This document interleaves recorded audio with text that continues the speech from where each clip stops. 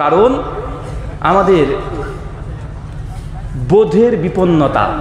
বোধ মানে একই জিনিস আমরা দুজন দুই রকমে বুঝতে পারছি। কথা বুঝতে পারছেন? কারা কারা কথা বুঝতে পারছেন একটু হাত তোলেন তো।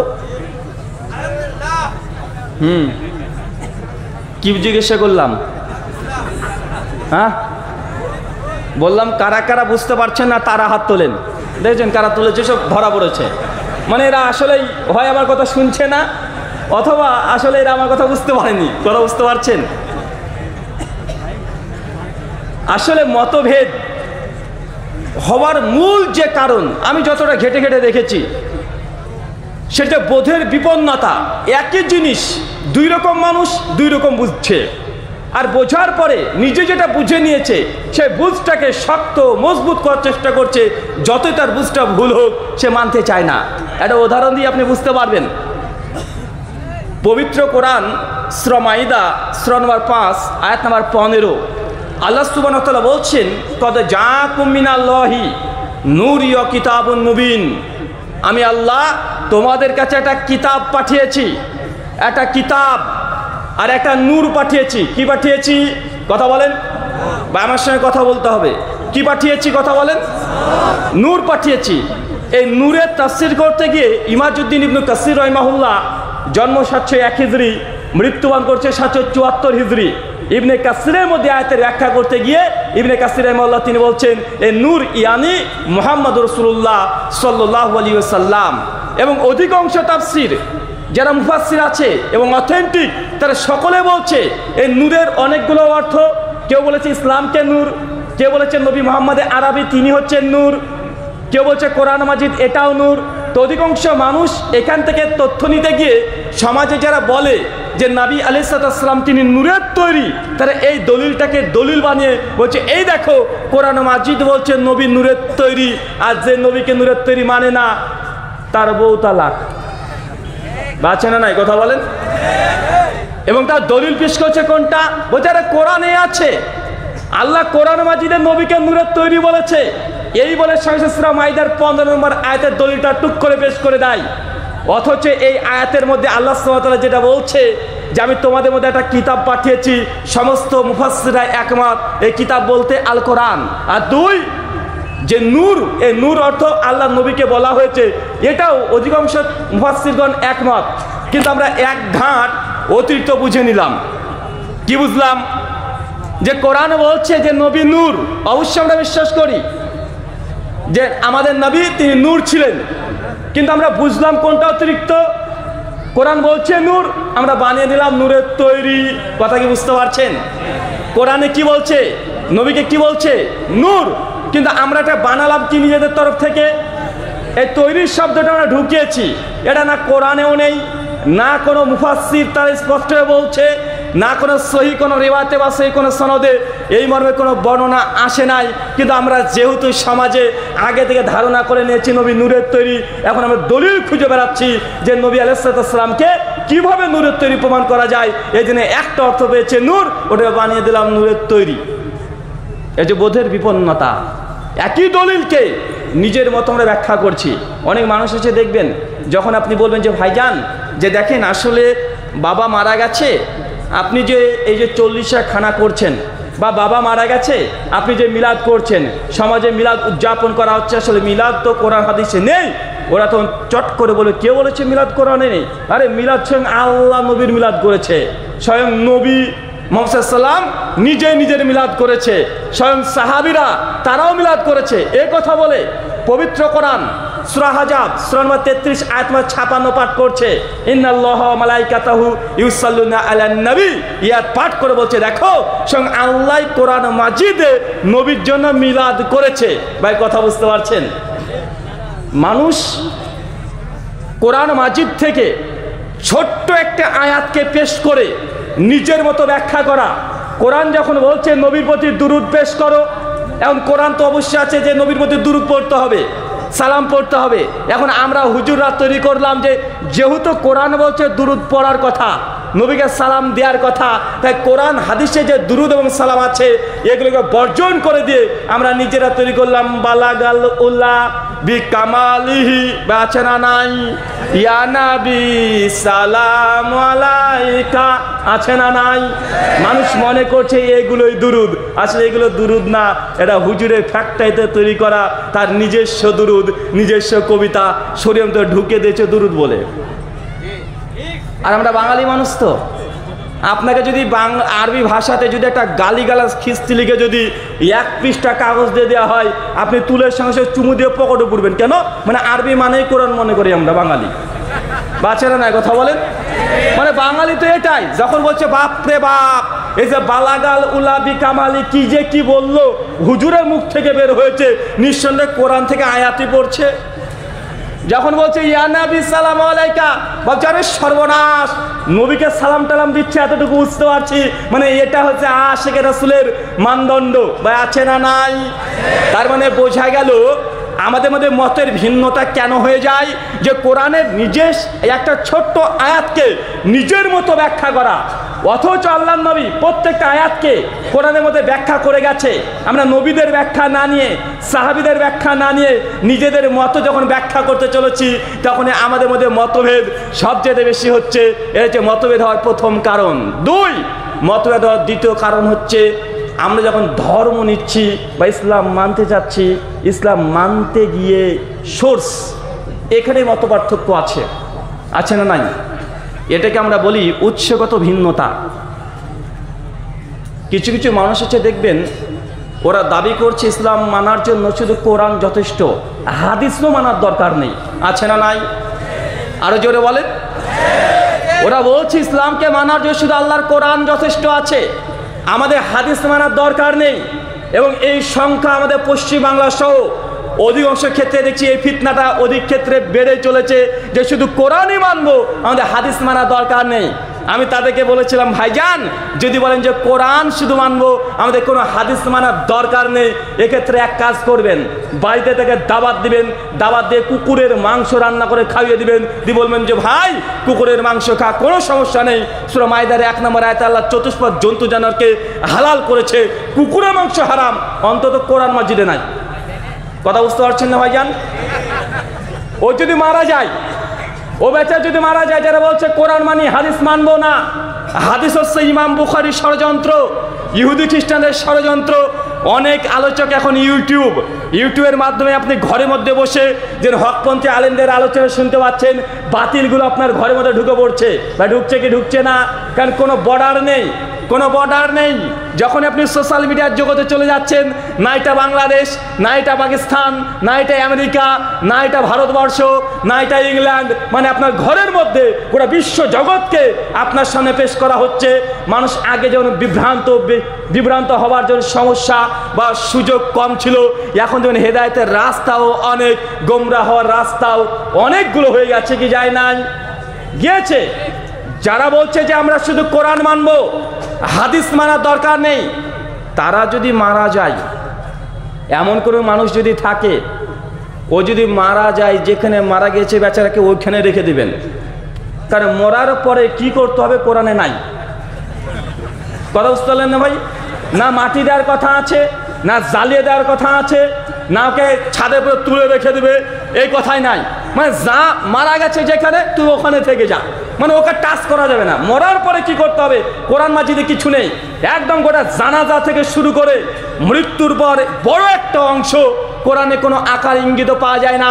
সূরা মাইদার 28-29 নম্বর আয়াতে শুধুমাত্র হাবিল আর কাবিল 2 ভাই যখন একে অপরকে হত্যা করেছে, একটা কাকের ঘটনা আছে, অতটুক ছাড়া আর কিছুই পাওয়া যায় না। আর সূরা তওবার 13 নম্বর আয়াতে এতটুক পাওয়া যায়, যারা মুশরিক তাদের তুমি জানাজা পড়ো না। জানাজা কি মানে দোয়া, এখন দোয়া করা যাবে না, এতটুকু বুঝলাম, কিন্তু মরার পর ওই ব্যক্তির সঙ্গে কি আচরণ করতে হবে কোরআন মাজিদ আর এর চাইতে মানে কোনো আকার ইঙ্গিতে কোনো কিছুই নেই। যা আছে সব হাদিসে। হাদিস যদি না মানিস, তুই মরবি, ওখানে পড়ে থাক। এর হচ্ছে উৎসগত ভিন্নতা।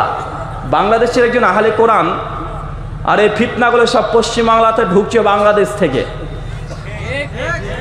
বাংলাদেশের মানুষ যদি ইন্ডিয়াতে আসে পাসপোর্ট ভিসা লাগে, আমরা যখন যাই তখন পাসপোর্ট ভিসা লাগে, কিন্তু বক্তার বক্তৃতা শোনার জন্য পাসপোর্ট ভিসা লাগে না। লাগে নাকি কথা বলেন?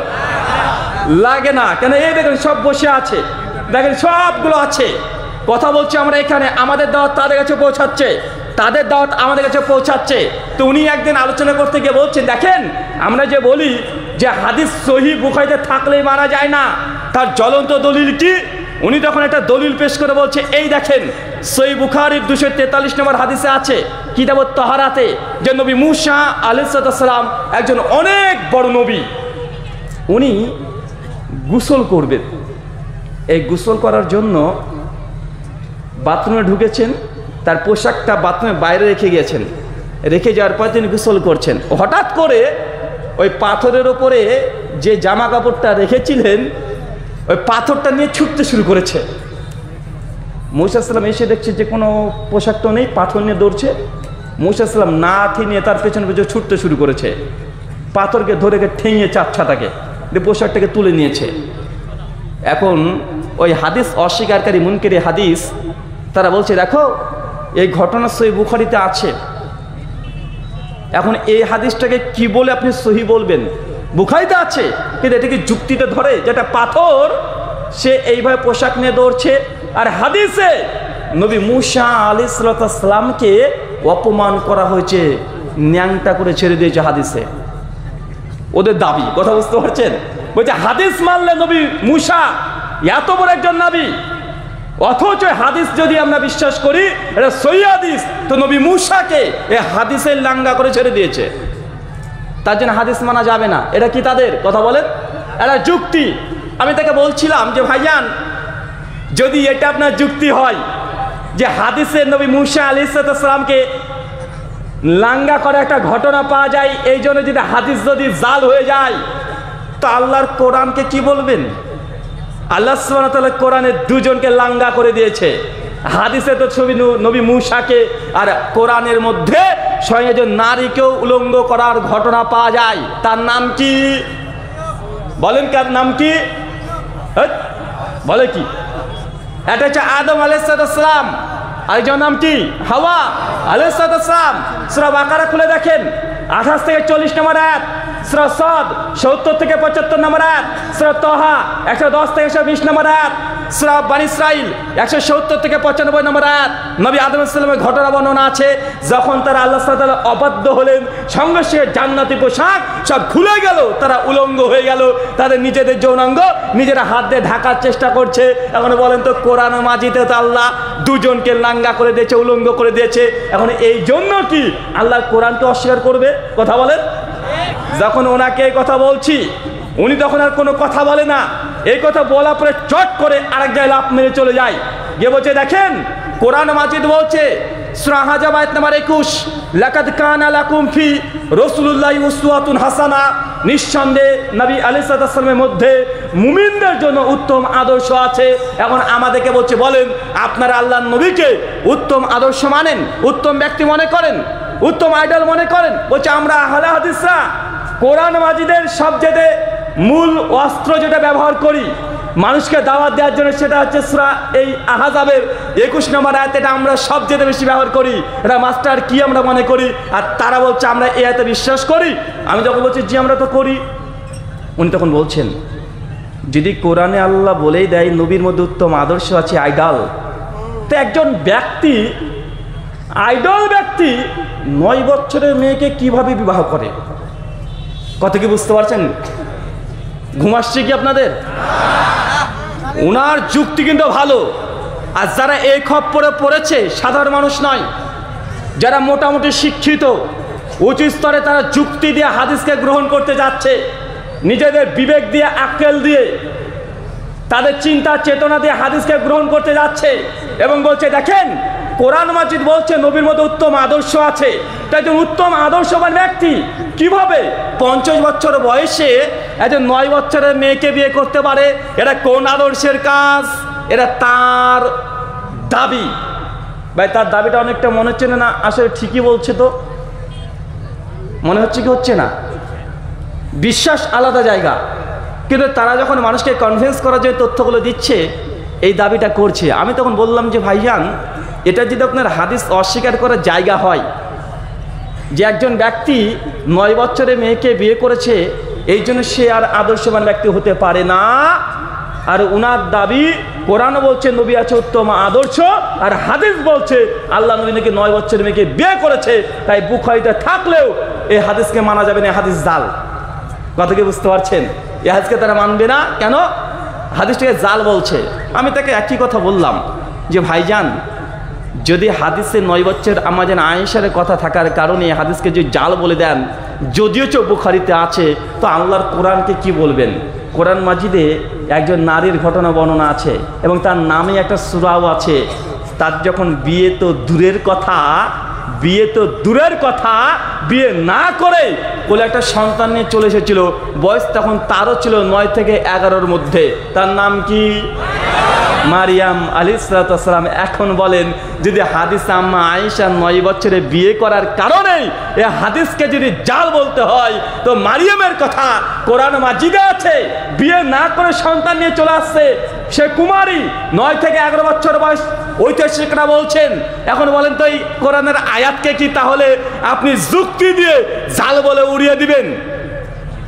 তার মানে এটা হচ্ছে তাদের যেসব কথা আসলে হাদিসকে রিজেক্ট করার জন্য, হাদিসকে বাতিল করার জন্য যে যুক্তিগুলো দেয়, এই যুক্তিগুলো নিয়ে আলোচনা করতে গেলে একটা আলাদা অংশ চলে যাবে। আমি জাস্ট এতটা বললাম, মুসলিম উম্মার মধ্যে মতভেদ হওয়ার মূল 2 নম্বর কারণ, 2 নম্বর কারণ উৎসগত ভিন্নতা।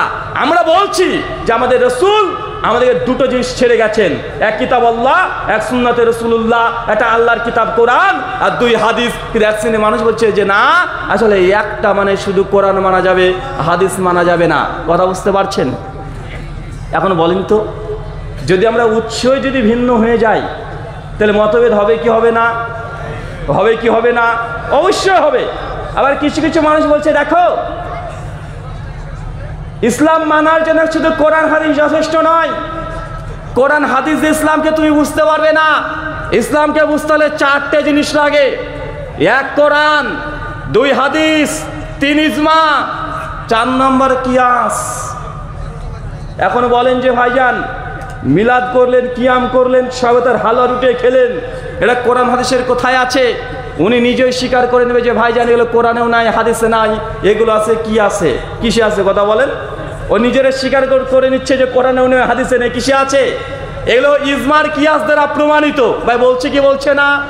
তার মানে আপনাকে আমি বারবার বোঝানোর চেষ্টা করছি, এইটা মুসলিম উম্মার মতভেদ হওয়ার মূল কারণ হচ্ছে এইটা, যে আমাদের উৎসগত ভিন্নতা। আল্লাহ নবীর কথাকে আমরা উপেক্ষা করে কেউ বলছে আমরা একটাই আমাদের সোর্স, কেউ বলছেন আমাদের 4টে সোর্স। অথচ আল্লাহ নবী বিদায় হজ্জের ভাষণে, নবীর মৃত্যুর 80 দিন আগে তিনি যে খুতবা ভাষণ দিয়েছিলেন, মিশকাত হাদিস নাম্বার 186-তে পাওয়া যায়। আল্লাহ নবীর সাহাবীদেরকে লক্ষ্য করে তিনি বলেছিলেন যে আমি তোমাদের মধ্যে কয়টা জিনিস ছেড়ে যাচ্ছি? তারাকতু ফিকুম আমরাইন, আমি তোমাদের মধ্যে 2টো জিনিস ছেড়ে গেলাম। কয়টা? 2টা। 1 কিতাব আল্লাহ, আল্লাহর কিতাব, আর 2 সুন্নাতে রাসূলুল্লাহ, আল্লাহ নবীর সুন্নাহ। এই 2টো জিনিস আমাদেরকে ছেড়ে গেছে, কিন্তু আমরা বানিয়ে নিয়েছি কেউ 4টে, কেউ বানিয়ে নিয়েছি 8টা। কিছু কিছু মানুষরা বলছে দেখো, শুধু কোরআন হাদিস ইজমা কিয়াস মানলেই হবে না, যদি জান্নাত যেতে চাও এর মধ্যে 4 মাযহাব মানতে হবে। 4 মাযহাব যদি তুমি না মানো তবে তুমি জাহান্নামে যাবে। আবার বল ঠিক আছে 4 মাযহাব মেনে নিলাম, আবার এসে আপনাকে আরেকজন দাওয়াত দিয়ে বলবে যে ভাই শুধু 4 মাযহাব নয়, এর সঙ্গে 4 তরিকা আছে, চিশতিয়া, কাদরিয়া, নাকশবন্দিয়া, মুজাদ্দিদিয়া, যে কোনো একটা পীরের কাছে বায়াত হতে হবে, যদি না হন আবার আপনি জাহান্নামে চলে যাবেন। ভাই বলছে কি বলছে না? কথা বলেন। তার মানে বোঝা যাচ্ছে মানুষ ইসলাম মানার জন্য যতগুলো পথ পদ্ধতি নিয়েছে, যতগুলোকে তারা ফোকাসিং করছে, এটা নিয়ে আমাদের সমস্যা আছে। এই জন্য আমাদের মতভেদ আরও বেশি হচ্ছে। আমরা অনেকে একটা কথা মনে করি যে ভাই মতভেদ হচ্ছে, আমাদের সমাধান করে নিলেই তো হয়। ভাই আমরা বলি না যে এতগুলো মতভেদ হচ্ছে, আমরা একে অপরের সঙ্গে সমাধান করে নিলেই তো হয়। ভাই আমরা যখন সমাধান করতে যাই বা আমরা সমাধানের কথা বলি, তখন সমাধান কিভাবে করব আমরা এখানে সবাই একমত হতে পারি না। আমরা এখানে একমত হতে পারি না। আর মতভেদের মূল কারণ আমরা একটা কথাই বলি যে আল্লাহ সুবহানাহু ওয়া তাআলা যে কোরআন মাজিদ আমাদেরকে দিয়েছেন আর নবী যে হাদিস আমাদেরকে দিয়েছেন, এই 2টো বাদ দিয়ে আপনি কোনো সমাধান করতে পারবেন না। আর মুসলিম উম্মাহ যখনই মতভেদ করবে তখনই মতভেদের কারণে আল্লাহর পক্ষ থেকে আযাব আসবে, আল্লাহ সুবহানাহু ওয়া তাআলার পক্ষ থেকে গজব নেমে আসবে, মুসলিম উম্মাহ ভেঙে খান খান হয়ে যাবে। এর একাধিক প্রমাণ আছে। চলেন একটা আপনাকে হাদিস শোনাই। সহিহ বুখারী কিতাবুজ জিহাদ হাদিস নাম্বার 3750। উহুদের যুদ্ধ, কোন যুদ্ধ কথা বলেন?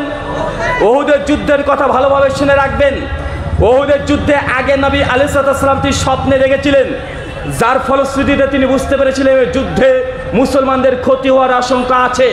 আল্লাহ নবী আলাইহিস সালামের সঙ্গে সঙ্গে সাহাবীদেরকে নিয়ে তিনি উহুদের প্রান্তে চলে যান।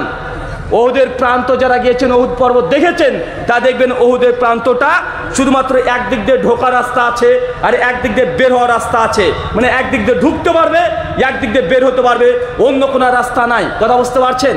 মানে দুটো গেট, একটা ঢোকার গেট, একটা বের হওয়ার গেট। আল্লাহ নবী যদি স্বপ্নে আগে দেখেছেন উহুদের যুদ্ধে মুসলমানরা হেরে যাওয়ার সম্ভাবনা বেশি, এই জন্য আল্লাহ রণকৌশল চেঞ্জ করে সাহাবীদেরকে নিয়ে চলে গেলেন উহুদের প্রান্তে। সাহাবীদেরকে নিয়ে মিটিং করলেন। 50 জন সাহাবীদেরকে বলছেন আব্দুল্লাহ বিন জুবাইরের নেতৃত্বে দাঁড় করে দিয়ে বলছে তোমরা ওই গিরিপথের ওপরে দাঁড়িয়ে থাকবে। কোথায়? কথা বলেন, কোথায়? ওই গিরিপথের ওপরে তোমরা দাঁড়িয়ে থাকবে। আল্লাহর নবীর সঙ্গে সঙ্গে বলে দিলেন আব্দুল্লাহ বিন জুবাইর সহ এই সাহাবী সহ 50 জন সাহাবীদেরকে যে তোমরা ওই পাহাড়ের ওপরে চতুর্দিকে তীর নিয়ে তোমরা দাঁড়িয়ে থাকবে।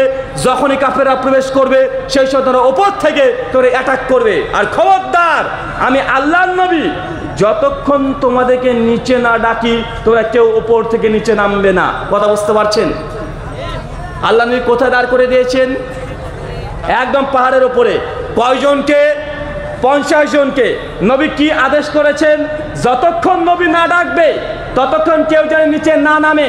এই কথা বলে আল্লাহ রাসূল বলছেন যদি তোমরা দেখো যে মুসলিম উম্মাহকে কাফেররা হত্যাযজ্ঞ চালিয়ে দিচ্ছে, তারপর আমি আল্লাহর নবী যতক্ষণ না দেখবো নিচে নামবে না। যদি দেখো আল্লাহ রাসূল তথা আমার স্ত্রীদেরকে কাফেররা ছিনিয়ে নিয়ে চলে যাচ্ছে, তারপরে আমি নবী যতক্ষণ না ডাকবো ততক্ষণ নিচে নামবে না। আল্লাহ রাসূল এই আদেশ করে দিয়েছেন। সাহাবীরা 50 জন উপরে দাঁড়িয়ে আছে, তীর নিয়ে একদম রেডি। যেমন উহুদের যুদ্ধ চলছে, যুদ্ধের ফলশ্রুতিতে কয়েক ঘন্টার মধ্যে যুদ্ধ করে মুসলিমরা প্রথমে যুদ্ধে জিতে যায়। মুসলিমরা যুদ্ধে জিতে যায়। কাফেররা দুর্বার গতিতে একদম উহুদের প্রান্ত ছেড়ে দিয়ে, তার দৌড়তে দৌড়তে উহুদের প্রান্ত ছেড়ে দিয়ে গনিমত সম্পত্তি ফেলে দিয়ে তারা ভেঙে দৌড়, তারা পালিয়ে উল্টো দিকে চলে যাচ্ছে। মুসলিম সাহাবীরা নিচে অপেক্ষা করছেন। দেখছেন কাফের যতগুলো ছিল সবাই দৌড়তে দৌড়তে পালিয়ে চলে যায়। সবাই হেরে গেছে। মুসলিমরা খুশিতে আনন্দ চিত্তে তার তাকবীর দেয় আর বিজয়ের পতাকা তারা উত্তোলন করে দিয়েছে যে আমরা উহুদের যুদ্ধ আমরা বিজয় লাভ করেছি। সবাই সমস্ত সাহাবী তারা খুশিতে আনন্দিত, সবাই নিজেরা নিজেদের গনিমত করানোর জন্য তারা ছুটে চলেছে। কথা কি বুঝতে পারলেন? এবার উহুদের যুদ্ধ মুসলমানরা জিতে গেছে, কাফেররা পতাকা ফেলে থুয়ে পালিয়ে গেছে, মুসলমানরা পতাকা তুলে দিয়ে পথ করে উঠতে শুরু করে দিয়েছে। এমতো পরিস্থিতিতে আল্লাহর নবী যে 50 জন সাহাবীকে বলেছিলেন যে তোমরা ওপরে থাকবে, আমি যতক্ষণ আদেশ না করছি ততক্ষণ তোমরা নিচে নামবে না, এই যে আদেশ, কাফেররা ওদের প্রান্ত মাঠ ত্যাগ করে চলে গেছে। অনেক দূরে গিয়ে কাফেররা পাহাড়ের দিকে এবার তাকিয়ে দেখছে। অনেকজন সাহাবীরা ওখানে দাঁড়িয়ে আছে, 50 জন, আর ওখানে সাহাবীরা আলাপ করছে। অধিকাংশ সাহাবী তখন বলছেন যে দেখো কাফেররা মাঠ ত্যাগ করে পালিয়ে গেছে, তারা হেরে গেছে। মুসলিমরা তারা গনিমত তারা লুণ্ঠন করতে শুরু করে দিয়েছে, নিতে শুরু করে দিয়েছে। চলো আমরা নিচে যাই আর গনিমতের সম্পত্তিগুলো আমরা নিয়ে নিই। যখনই সাহাবীরা এই কথা বলেছে, আব্দুল্লাহ বিন জুবাইর বলছে খবরদার, নবী যতক্ষণ না আমাদেরকে নিচে যেতে না বলে ততক্ষণ কেউ নিচে যাবে না। আর অধিকাংশ সাহাবী তখন বলছেন আরে আমরা তো জিতে গেছি, কাফেররা পালিয়ে গেছে, বাকি সাহাবীরা গনিমত কুড়াচ্ছে, আমরা কেন যাব না? জিতে তো গেছি, কাফেররা তো ফিল্ডে আর নেই, এই বলছে। আর সাহাবীরা নিচে নামতে শুরু করে দিয়েছে। অধিকাংশ সাহাবীরা নিচে নামতে শুরু করেছে, নেমে পড়েছে। কাফেররা দূর থেকে দেখছে যে আস্তে আস্তে আস্তে আস্তে এই গিরিপথটা ফাঁকা হয়ে গেছে, মাত্র কয়েকজন সাহাবী দাঁড়িয়ে আছে, আব্দুল্লাহ বিন জুবাইর সহ। এবং কাফেরদের পরিকল্পনা যে দেখো মুসলিমদের ওই পর্বতের উপরে তার দূর থেকে যে তীর নিক্ষেপ করে আমাদেরকে শেষ করে দিয়েছে, তার উপরে ফাঁকা হয়ে গেছে, আর নিঃসন্দেহে মুসলমানরা এখন নিচে গনিমতের মাল পোড়াতে ব্যস্ত, আর ওপরে কেউ নাই। আমরা এই গেট দিয়ে পালিয়ে এসেছি, চলো আমরা আবার উল্টো দিক থেকে মুসলিমদের পুরো আক্রমণ করব। নিঃসন্দেহে মুসলিমরা আমাদের সঙ্গে আর পারবে না। কথা কি বুঝতে পারলেন? কাফেরদের চক্রান্ত প্ল্যান তারা পরিবর্তন করে ফেলেছে। কেন? কারণ দেখছে উপরে 50 জন সাহাবী আর কেউ নেই, মাত্র 2-4 জন দাঁড়িয়ে আছে। এই জন্য কাফেররা উল্টো হয়ে আবার পাহাড়ের উল্টো দিক দিকে এসে তারা মুসলিম জাতির ওপরে এমনভাবে আক্রমণ করেছিল, ওই যুদ্ধেই আমিরে হামজা রাদিয়াল্লাহু তাআলা আনহুর মতো সাহাবী শহীদ হয়ে যায়। ওই যুদ্ধে 71 জন সাহাবী আবারও শহীদ হয়ে গেছে। ওই যুদ্ধেই আল্লাহ নবীর দাঁত মোবারক শহীদ হয়ে গেছে। সবচাইতে মুসলমানরা যে যুদ্ধে ক্ষতিগ্রস্ত হয়েছে সেটার নাম হচ্ছে উহুদের যুদ্ধ। কোন যুদ্ধ? কথা বলেন। উহুদের যুদ্ধ। ভাইজান, উহুদের যুদ্ধ তো মুসলমান জিতে গেছিল।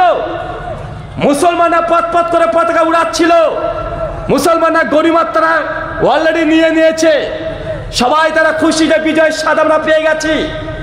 তারপরে উহুদের যুদ্ধ বিজয়ের পতাকা হাতে আসার পরেও মুসলমানরা সবচেয়ে যুদ্ধে বেশি ক্ষতিগ্রস্ত হয়েছে। মুসলমান জাতির উপরে এমনভাবে আক্রমণ করছে কাফেররা। 71 জন সাহাবী মারা গেছে, 109 জন সাহাবী আহত হয়েছে, আল্লাহ নবীর দাঁত মোবারক শহীদ হয়ে গেছে। আমির হামজা রাদিয়াল্লাহু তাআলা আনহুর মতো বলিষ্ঠ সাহাবী তিনিও শহীদ হয়ে গেছে। এই যুদ্ধে, উহুদের যুদ্ধ বিজয় হওয়ার পরেও মুসলিম জাতি সেই দিন ধ্বংস হয়ে গেছে। আপনাদের কাছে কারণ জানতে চাচ্ছি যে ভাই, এত বড় যুদ্ধে বিজয় হওয়ার পরে মুসলমানরা আবার হেরে গেল, কারণ কি? কোন কারণ? কারণ বলতে পারবেন? বলেন তো ভাই, কি কারণ?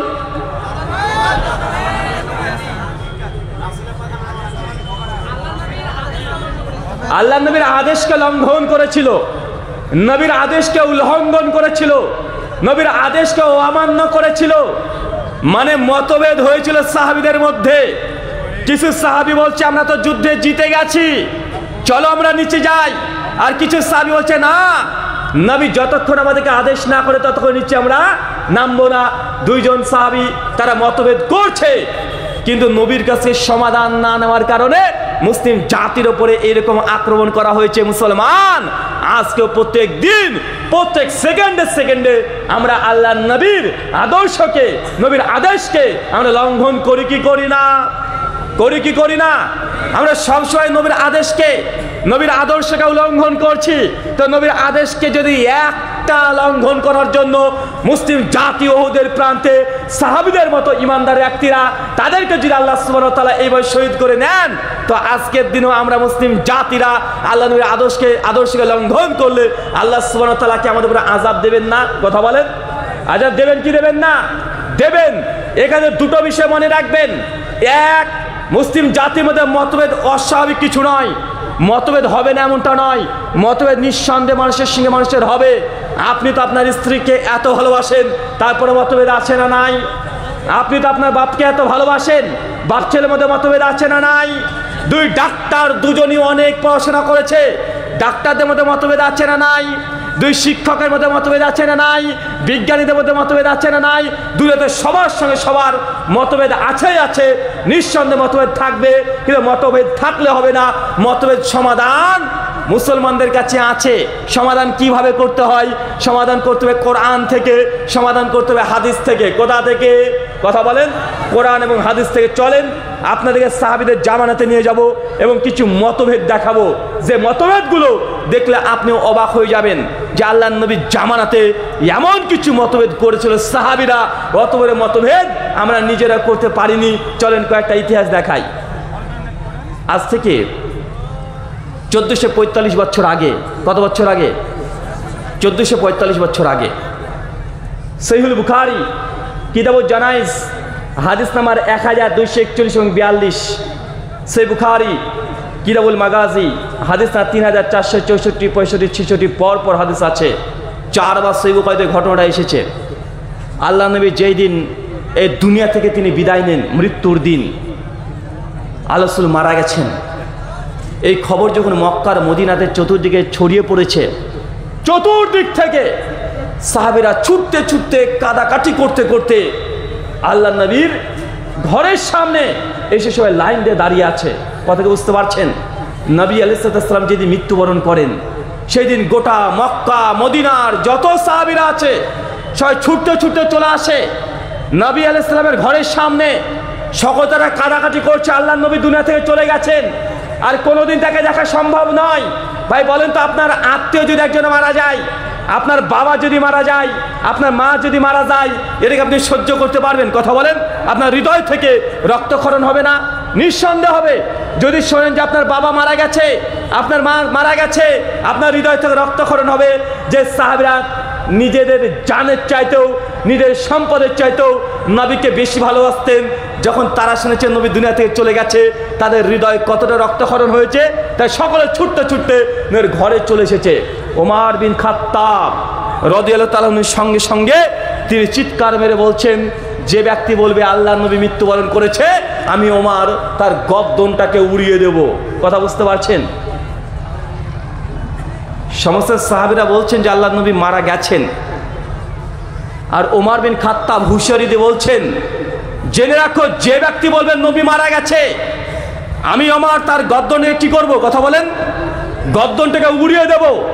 মানে ওমর বিশ্বাস করছে না নবী মারা গেছে, বরং সাহাবীদেরকে বলছেন যে শোনো, নবী আমার মরতে পারে না, নবী আমার ইন্তেকাল করতে পারে না, তোমরা নবীকে মৃত্যুবরণ করছে কথা বলো না, বরং আমার নবী, তিনি নবী মুসার মতো আল্লাহর সাথে 40 দিন দেখা করতে গেছে, আমার নবী আবারও ফিরে আসবে, আমার নবীকে তোমরা মৃত্যু হয়েছে কথা বলো না, আমার নবী হয়তোবা আবারও তিনি মেরাজে গেছেন, ঠিক চলে আসবে, অত নবী ঈশার মতো আল্লাহ তাকে আসমানে তুলে নিয়েছে, আমার নবী আবার আসবে, তোমার নবী মারা গেছে কথা বলো না। ওমর বিন খাত্তাব তিনি বিশ্বাসই করছেন না নবী মারা গেছেন।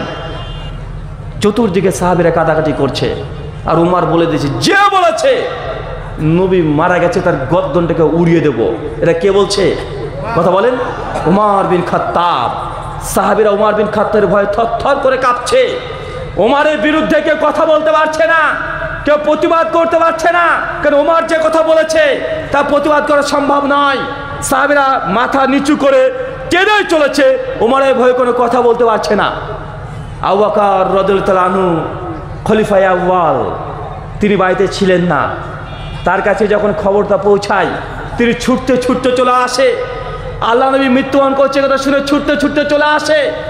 এসে দেখছেন আম্মা জান আয়েশার ঘরের মধ্যেই আল্লাহ রাসূল শায়িত আছেন। তিনি ঘরের মধ্যে প্রবেশ করে দেখছেন নবী আলাইহিস সালামের মুখখানা চাদর দিয়ে ঢাকা আছে। সঙ্গে তিনি চাদরটাকে সরিয়ে দিয়েছেন। সরিয়ে তিনি দেখছেন যে সত্যি আল্লাহ নবী দুনিয়াতে আর নেই, তিনি মৃত্যুবরণ করেছেন। সঙ্গে সঙ্গে আবু বকর রাদিয়াল্লাহু তাআলা আনহু আল্লাহ নবীর কপাল মুবারকে একটা চুম্বন দিলেন। চুম্বন দিয়ে আবার ঢেকে দিয়ে তিনি বাইরে চলে এসেছেন। এসে চতুর্দিকে দেখছেন মানুষ, সব সাহাবীরা, হাজার হাজার সাহাবী, তারা ভয়ে থরথর করে কাঁপছে, অনবরত কান্নার ঝড় তুলে দিয়েছে। ওমর বিন খাত্তাব একদম স্টিল, কোনো কথা বলছে না, তরবারি ধরে একদম দাঁড়িয়ে আছে। আর তিনি বলছেন, যে বলছেন নবী মারা গেছেন তার গর্দন উড়িয়ে দেব। আবু বকর রাদিয়াল্লাহু তাআলা এই চিন্তা করে দেখছেন যে ওমরের ভয়ে কেউ তো কথা বলবেন না। আবু বকর সঙ্গে বলছে, ওমর ইজলিস, ওমর তুমি বসো, ওমর তুমি বসো। ওমর বিন খাত্তাব আবু বকরের কথা শুনছেন না, একদম দৃঢ় হয়ে আছে। ওমর তার কথার উপরেই দৃঢ়। আবু বকর রাদিয়াল্লাহু তাআলা আবারও বলছে, ওমর ইজলিস, তুমি বসো, ওমর বসো। ওমর বিন খাত্তাব তারপরে বসছে না। আবু বকর বুঝতে পারছেন যে না, ওমরকে বসানোর মতো সম্ভব নয়। সঙ্গে সঙ্গে তিনি খুতবা পাঠ করতে শুরু করে দিয়েছেন। আম্মা বাদ ফামান কানা মিনকুম ইয়াবুদু মুহাম্মাদুন মুহাম্মাদুন কদ মাত।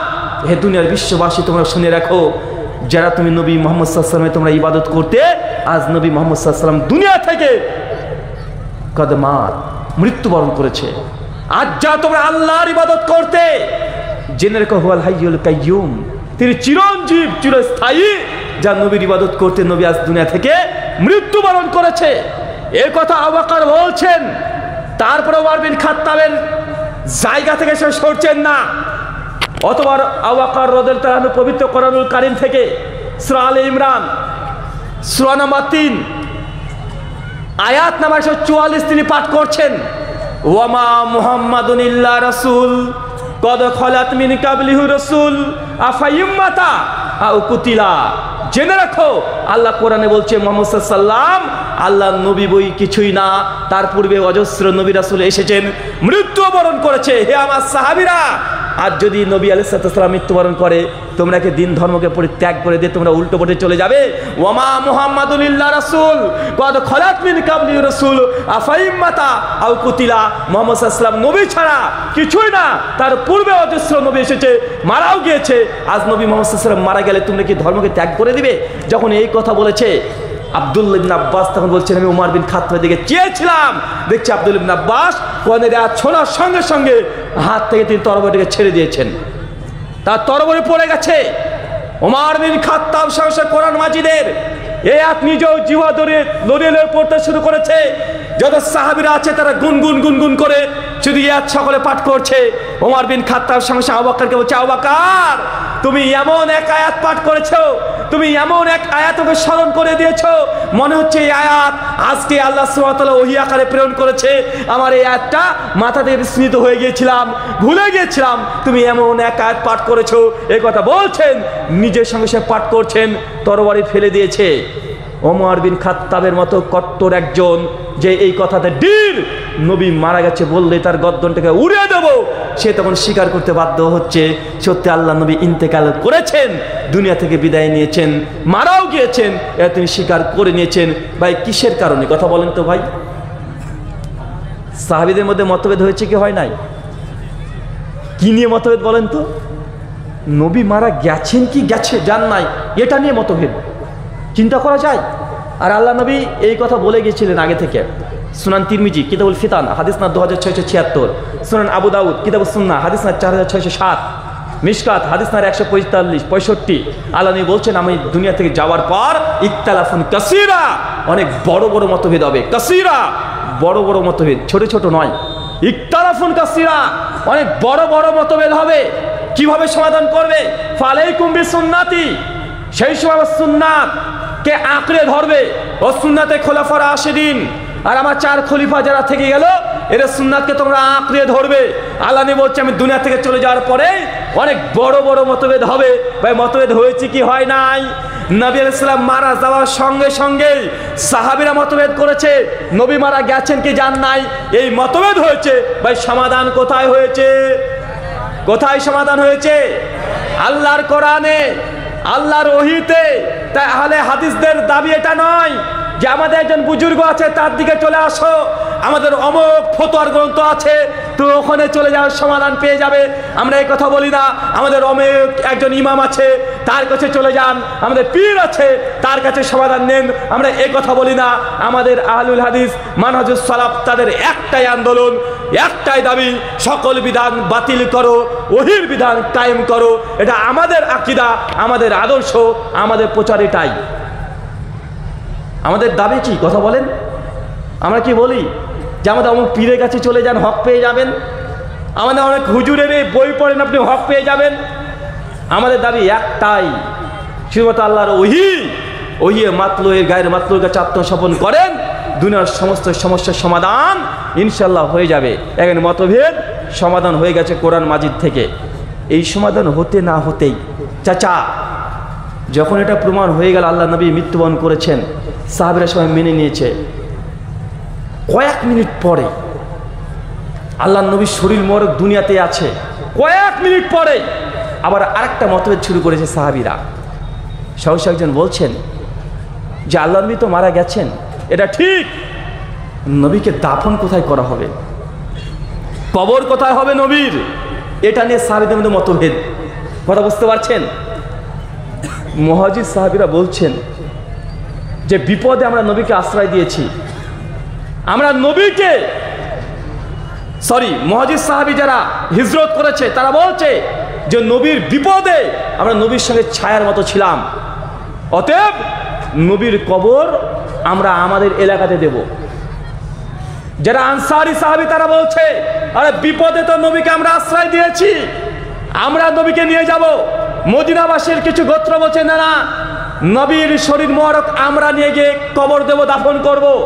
আহলে বাইত থেকে উঠে বলছে যে না, আমরা আল্লাহর নবীর দেহকে আমরা দাফন করব, আমাদেরকে লাশ দিয়ে দেওয়া হোক, শরীর মোবারক দেওয়া হোক। মক্কাবাসী বলছে আমাদেরকে দাও, মদিনাবাসী বলছে আমাদেরকে দাও, মুহাজিরা বলছে আমাদেরকে দাও, আনসাররা বলছে আমাদেরকে দাও। এক এক গোত্র এক একজন বলছে নবী